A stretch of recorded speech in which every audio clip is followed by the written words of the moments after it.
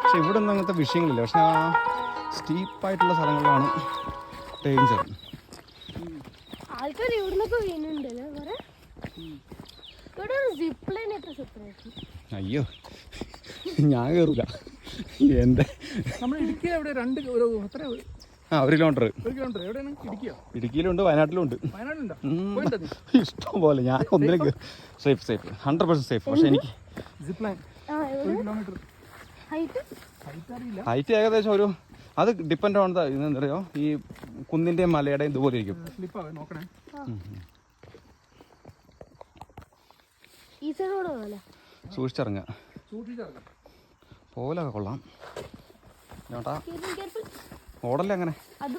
നിങ്ങൾ അങ്ങനെ വന്നു കഴിഞ്ഞാൽ നിലത്തേക്കാണ്ട് ഇരുന്ന് കൊടുക്കുക. അവിടെ ഇരിക്കാൻ പറ്റില്ല, ഇരുന്ന് ഞാൻ വീഴും.